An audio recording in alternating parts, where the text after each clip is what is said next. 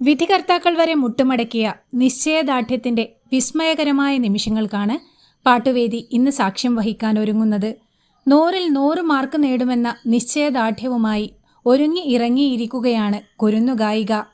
അതിമനോഹരമായിട്ട് പാടി ബ്യൂട്ടിഫുൾ റെൻഡീഷൻ എനിക്ക് അഭിമാനമുണ്ട് എന്നാണ് MG ശ്രീകുമാർ നിറഞ്ഞ മനസ്സോടെ അഭിപ്രായപ്പെട്ടത്.